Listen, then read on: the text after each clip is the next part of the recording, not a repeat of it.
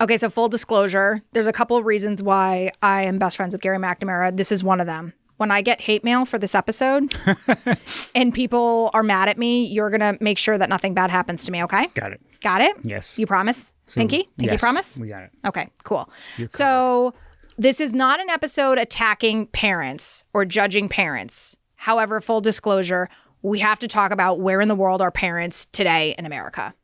We have to, Gary. I'm sorry. Like, I will be that bad guy in this episode, and you could be the, good cop, bad cop, if you want to, I guess. Yeah. But we have to talk about, parents and their involvement in these high-profile cases, especially when we talk about juvenile crime. We're starting to slowly hear about parents being held accountable, and I want to dive into some cases about that.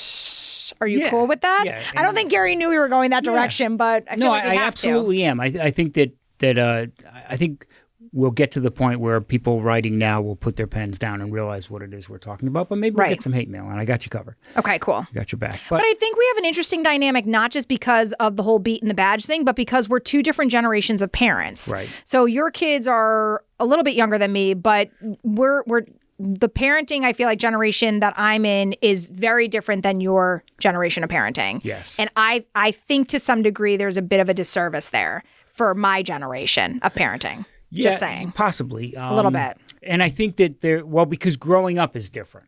Yes. And I think that also plays into it. The internet and whatever. Technology, sure. Changes a lot of that as well.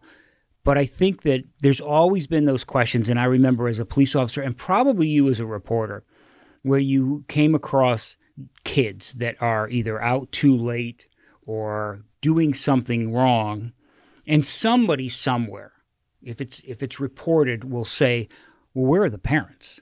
That is a classic Claudia Sheketoff line. If I can name drop my mother, that has been her line since the 90s, since raising 5 kids, was because she even then felt like she was kind of an outsider where she would say, well, where are the parents? And again, we're talking about minor things. So if all the kids in the neighborhood decided to, do, what was it, mischief night? The night before Halloween, and actually do damage to people's homes, my mom would be like, where are the parents? Now, when we went out for mischief night, my parents came out with us, so we couldn't do that much. I was going to say that. Yes. Yes. Oh, you think that Claudia would let us go out? Are you kidding me? Not, absolutely not. And we didn't even have a leg to stand on to say, this isn't cool, Mom. Leave us alone. She'd stay a couple of houses back, but she made sure we didn't actually scratch people's cars or damage windows of people's homes. Right. I mean, and there were kids who would do that. And again, I think that, not to say that property damage is okay, but we're talking about much bigger crimes being committed today, and we're slowly seeing where the justice system is going, wait a second,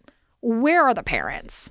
And that's the thing, we're starting to see that shift. And so this is not necessarily being critical of parents as much as it's hey, parents, there's the trend now towards you being held responsible for the behavior of your kids' actions. That's right. Yes. I don't know. I mean, we have a couple of national stories that I want to get into, and Gary and I try to keep it very light, but I do think that this is one of those uncomfortable conversations where more and more people would like to be able to talk about it honestly, Gary. I know just from being a mom of a 7-year-old and having a lot of I'd say mom acquaintances that we're in this weird place in our society where you want to be able to speak kind of openly and have open-mindedness, but depending on how you say something, it could be taken the wrong way. Right. But I think people do have this question of, wait a minute, we don't want to be helicopter parents, but we also don't want to be uninvolved parents, and sort of what are the repercussions of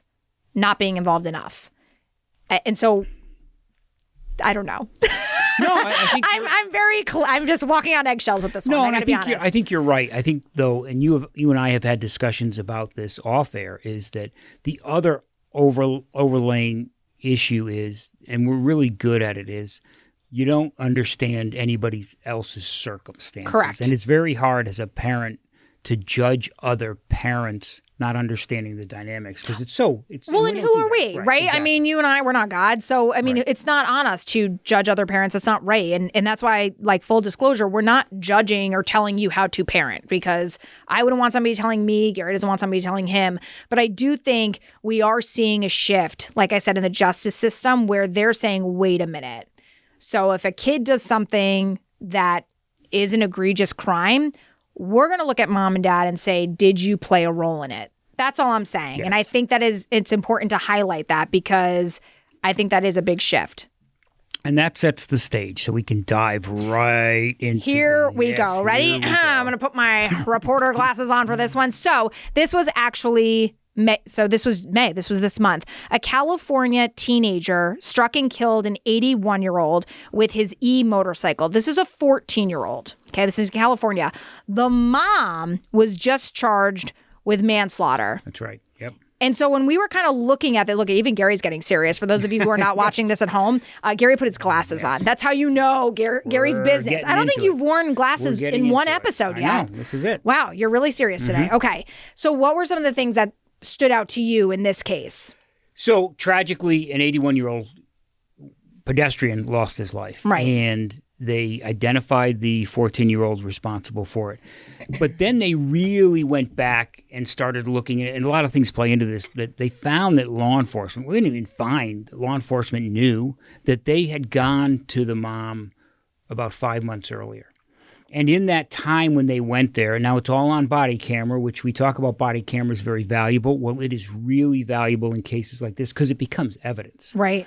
They went to the mom because they discovered that the kid was operating this e-bicycle. Now, let me back up a second. This is not an e-bicycle. It's an e-motorcycle. It is an e-motorcycle. Which I've heard of e-bikes, e-scooters, but an e-motorcycle is not really in my reference. It can go faster than my first car I had when I was 16 years old. Holy cow. It goes about 56 miles an hour. And this is a 14-year-old, so he doesn't even have a driver's license. Right. And states have tried to reel this in to figure out what is a low wattage, low speed bicycle with an assist, all the way up to these e-motorcycles that kids are driving around in. And so this is an e-motorcycle. And the cops had gone to the mom 5 months earlier and indicated that your child is operating this recklessly. Number one, they shouldn't have it. So that's the first thing. They shouldn't have it. He's operating it recklessly. And if he continues to do that, and there's some key particulars in this case, if he continues to do it, you, mom, may be held liable for it. Mm-hmm. So that's on body camera. Right. The other component, she also acknowledges that. She acknowledged that, yes, I understand. I'm not putting words in her mouth, but somewhere along the line, she acknowledged. But you watched the footage, so you saw this. Yeah, that I understand. I know he's driving it recklessly, and that was admitted to. So the mom. So now the cops don't know what's going to happen 5 months later, right? But what has happened is they laid a scenario out where they've identified it to be reckless. The mom understands it's reckless, and she continues to let him operate the motorcycle. Right. And again, we don't know if behind closed doors, I'm sure, again, this is all speculation, but I would imagine she probably maybe sat with her son, told him what had happened that day, maybe laid down the law, who knows. But ultimately, the motorcycle was not taken from him because he was able to operate it months later. Sure. Behavior didn't change with the motorcycle because someone died ultimately from him striking and killing this person. And so ultimately in this case, she was held accountable for that. And this conversation that the cops had with her earlier was like a 30-minute conversation. It was not just a one-off. Like they had sat with her, spent 30 minutes with her trying to explain to her the dangers of this e-motorcycle. And nothing changed. Right. Well, and this is where I find it's really fascinating, honestly, because I don't remember how many years ago it was, forgive me, but it was the Michigan high school. It was in the 2021, 22, around that time frame. The mass shooting, yes. Oxford High School, was it? Yeah. Okay. And the Crumbleys, the parents of the shooter in that situation, they were both charged in that case because there was a meeting earlier in the day. And of course, I don't have the case right in front of me, but there was a meeting earlier in the day where it was like a counselor, somebody with the school had sat down with the shooter and his mom. And they left school, never checked his bag, never, not, like she could have taken him home. I think it was for like a mental health reason that they had called her in. Like, I can't remember all the specifics about it, but that was another case where I believe it was the first in the country where you had a mass shooting at a school and it wasn't just the shooter who was held accountable, but the parents were also held accountable. That's right. Yeah. Because they were both charged. Yes. And I think they were both convicted of that as well. Yes, they were. Yeah. Yeah. I mean, that was I will never forget that was a headline. And honestly, this is where this conversation I really wanted to have on my show. But again, I didn't know if we were in a place yet where we could have that conversation about where are the parents in these situations. And that case is a little different than this one. And the reason is because there's a firearm involved. Totally. And that makes it inherently more obvious that there's a danger to it. But honestly, case. Gary, I push back on that. And not that I'm pushing back on you, but it's crazy to me that we don't look at anything that could create harm for somebody is seen as inherently dangerous. An e-motorcycle, I mean, when you get in a car every single day, you are operating a massive piece of machinery. So when people decide to pick up their phone and text and drive, they're not thinking, oh, I could kill somebody with this. But you can. I mean, but it's interesting that we see a gun and it's like, whoa, that's a totally different realm. You know what I'm saying? Yeah, I do. Except for when it gets I didn't mean to attack you. No, that's right. You pushed back. You didn't attack. You pushed back. I'm still going to protect you from any of the hate mail. Thank you, because I feel like the hate mail, it's piling up. Now I'm going to get one. I'm going to write one. I was going to say, I'm going to get hate mail that's like, and you're mean to Gary. And I hate that. Yeah. I think I agree with you that there's dangers that we all embark on. You know, reckless driving, drunk driving, we can talk about that. And we can talk about but it's the secondary charging of some of these cases that is now we're starting to see that trend. We've seen it in DUI cases, where somebody is drunk and then they track it back to a bar and maybe they were overserved. So we do see that secondary charging for someone's behavior that doesn't necessarily involve the specific behavior that the first person's charged with. And we've seen it with parents, where parents will hold a party, underage drinking. We had that in Shelton, Connecticut, 2022. That's deadly right. stabbing that happened at a house party. And I believe the homeowners of that house where that took place, they were charged. I don't remember with what. It was never to the level of manslaughter or anything like that, but I believe they were charged. I think the family of the boy who lost his life in that, I believe, had filed a lawsuit against them. Yeah, I know there was a civil one, and I think they may have been charged, and that was a teenage house party, underage drinking in Connecticut that ultimately led to a tragic stabbing of a 16-year-old. Of a 16-year-old, right. 17-year-old. I can't remember how old Jimmy was. I got to double check that one. I mean, he was in high school. Yes. Yeah, it was terrible.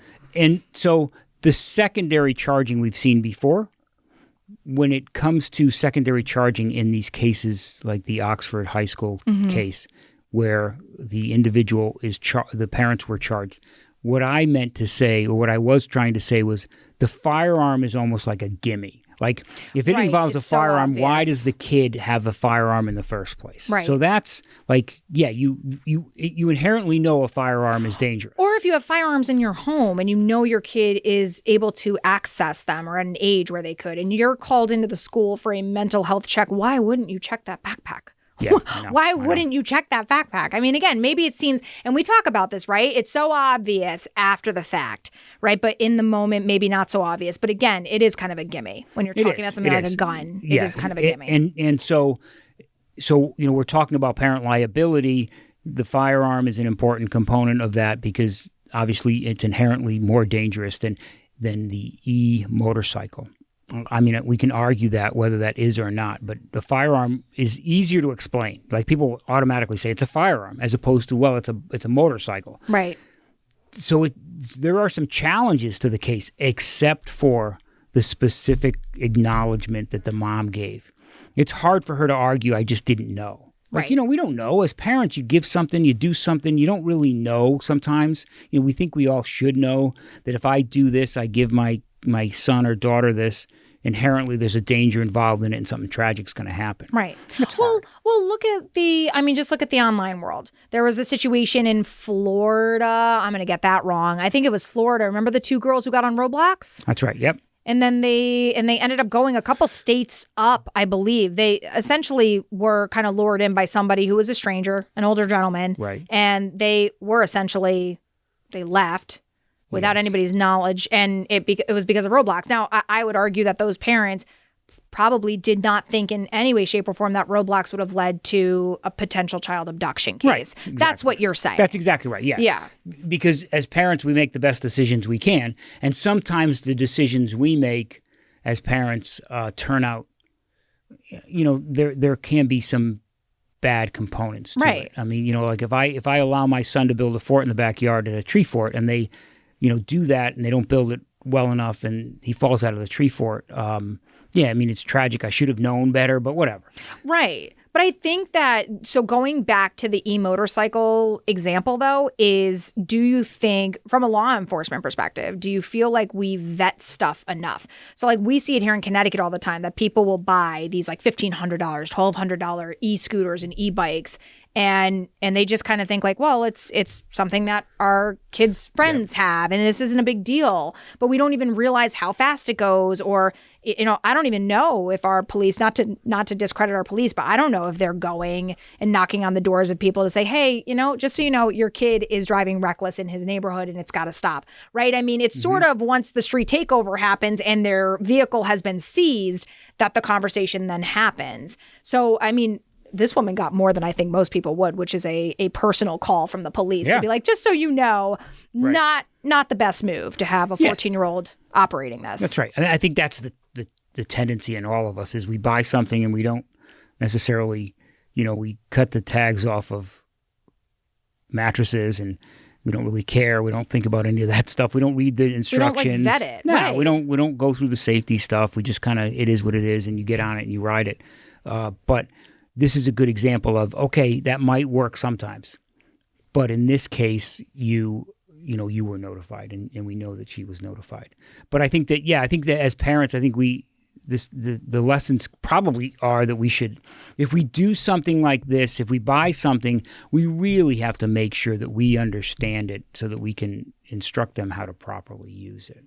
Do you think, Gary, because I think about this all the time, and one of the pieces of criticism my parents always got, especially my mom, was you are too much of a helicopter parent. So my mom was that parent who called before we went to somebody's house. I need to know that there's a parent there. I need to know, who it is. I need to know what that friend looks like. I've told you about instant messenger when there was no texting in my day. There was instant messenger.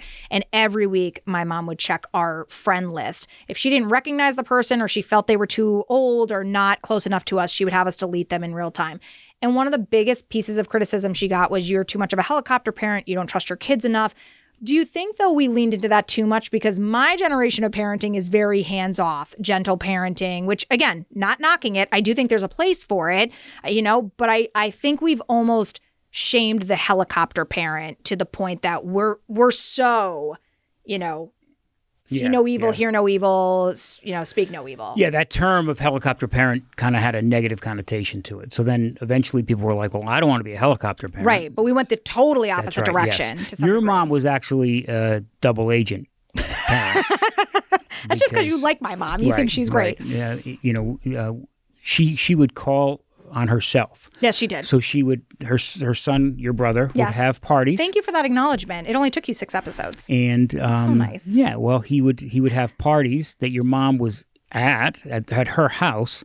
So she'd be there for that, but yet on the side she was a double agent. Right, she was working for the department. Reporting it to the police so that we could come and break it up. No, but she did. I mean, but that's a perfect example, not to bring my mom into this, poor mom, but she did get criticism for calling the cops on herself. Because she said, this is out of control, we didn't plan for this, but I'm not going to be held liable. And she would say that to my brother.